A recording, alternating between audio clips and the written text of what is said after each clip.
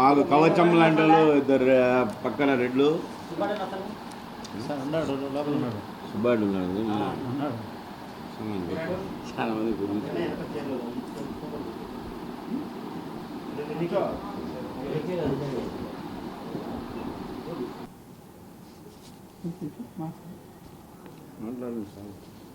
కొన్ని నెలలుగా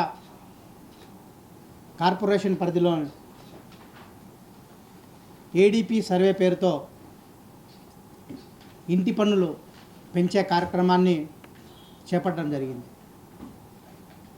దానిలో భాగంగా అధికారులు వారికి ఇష్టం వచ్చిన విధంగా రూల్స్ రెగ్యులేషన్స్ ఏవీ లేకుండా ప్రజల మీద ఒక జీవోను అడ్డం పెట్టుకొని విచ్చలవిడిగా పన్నులు వేయడం నిజంగా బాధాకర విషయం.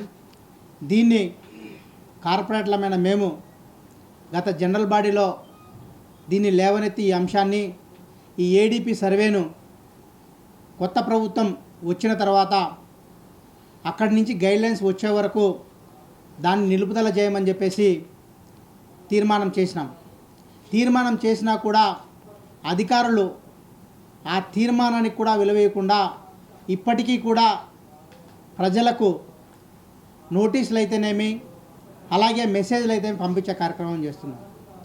దీన్ని కార్పొరేట్లమైన మేమంతా కూడా ముక్తఖండంతో ఖండిస్తున్నాం. ఎందుకంటే ఎప్పుడూ కూడా కార్పొరేట్లమైన మేము ప్రజల మీద పన్నుల భారం వేయకూడదని చెప్పేసి ప్రతి ఒక్క సమయంలో కూడా మేము చెప్పే కార్యక్రమం చేస్తున్నాం.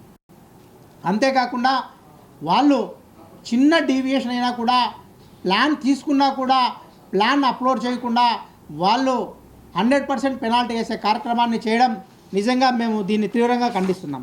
ఎందుకంటే దీంట్లో క్లియర్గా మనకు ఈ జీవోలో మెన్షన్ చేయడం జరిగింది.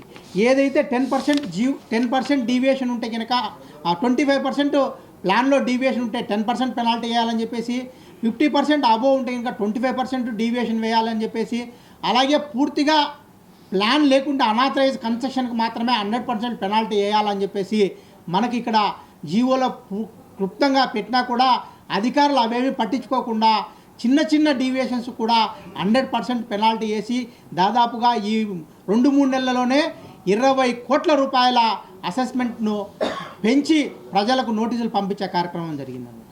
రాబో కాలంలో ఇంకా పెంచే కార్యక్రమం చేస్తారు. వీటన్నిటిని కూడా మేము జనరల్ బాడీలో కొత్త ప్రభుత్వం ఏర్పడింది.